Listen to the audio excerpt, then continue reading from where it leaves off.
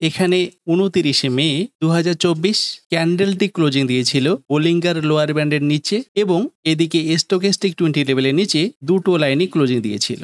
যে স্টকটি নিয়ে আমি আলোচনা করেছিলাম যে এটি হয়তো আমাদের 5% প্রফিট দিতে পারে। আর আপনারা যারা সেই ভিডিওটি দেখেছেন নিশ্চয়ই এই স্টকটিকে আপনার র্যাডারে রেখে ফলো করেছেন। তো আমরা এই স্টকে এন্ট্রি করেছিলাম 30 মে।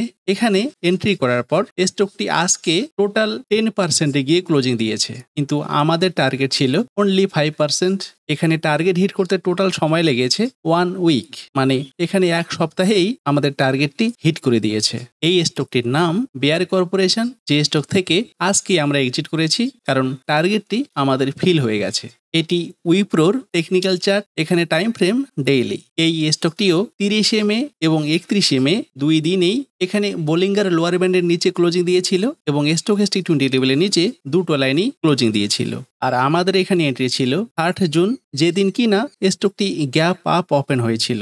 আর এক্ষেত্রে আমরা হয়তো 3 জুন এন্ট্রিটাকে অ্যাভয়েড করতে পারতাম, কারণ যেদিন গ্যাপ আপ ওপেন হবে সেই দিন প্রফিট বুক হবে, আর প্রফিট বুকের কারণে স্টকটি নিচেই আসার সম্ভাবনা বেশি থাকে। আর তাই আমরা রেজাল্টের দিনেই এই স্টকে এন্ট্রি করেছিলাম।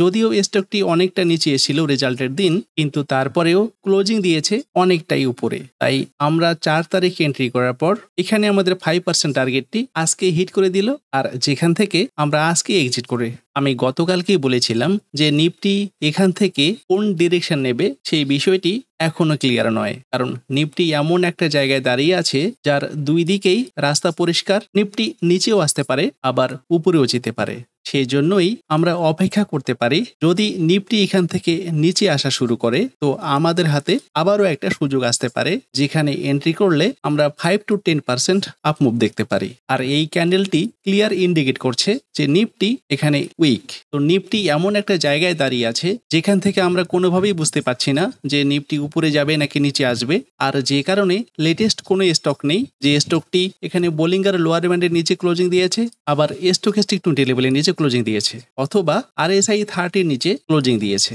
তো এটি WSTC পেপার, যে স্টকটি ইলেকশনের রেজাল্টের দিনেই এখানে বোলিঙ্গার লোয়ার ব্যান্ডের নিচে ক্লোজিং দিয়েছে এবং RSI 30 নিচেই ক্লোজিং দিয়েছিল। যে স্টকটির এখান থেকে একটা আপ মুভ হওয়ার সম্ভাবনা আছে।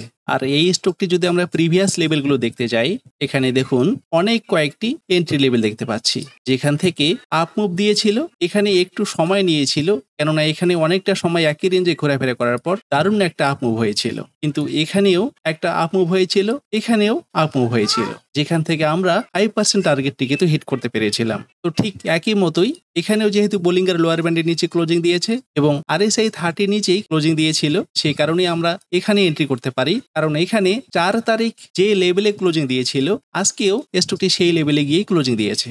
যদি কিনা আজকে উপরে ক্লোজিং দিত তাহলে হয়তো আমরা এই স্টকটিকে অ্যাভয়েড করতাম, কিন্তু যেহেতু প্রিভিয়াস লেভেলেই দাঁড়িয়ে আছে তাই আমরা এই স্টকটিকে আমাদের র্যাডারে রেখে ফলো করতে পারি 5%-এর জন্য। তবে এই সমস্ত স্টক কখনোই রিকমেন্ডেশন নয়। আপনি যদি এই সমস্ত স্টকে ট্রেড করেন অবশ্যই নিজস্ব অ্যানালাইসে ট্রেড করবেন।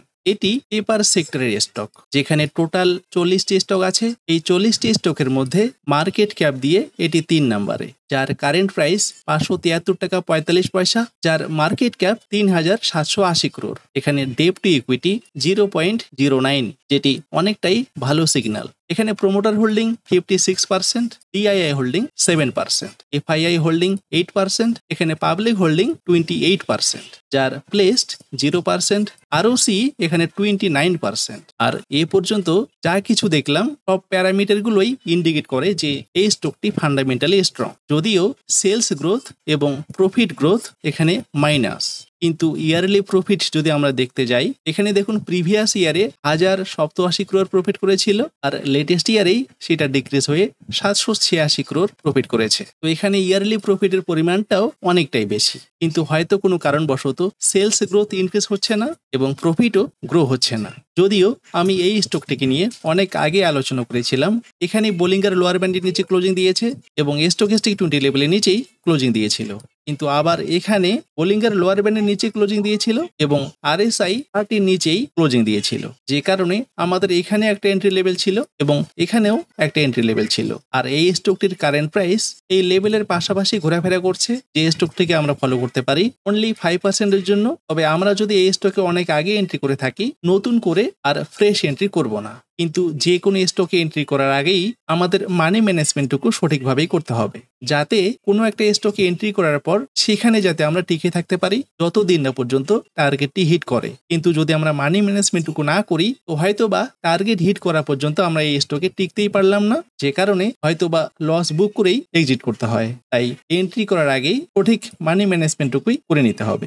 আজকের মতো এইটুকুই। ভিডিওটি যদি ভালো লাগে লাইক ও শেয়ার করবেন, কমেন্ট বক্সে আপনার মতামত জানাবেন। দেখা হচ্ছে নেক্সট ভিডিওতে। ধন্যবাদ, ভালো থাকবেন।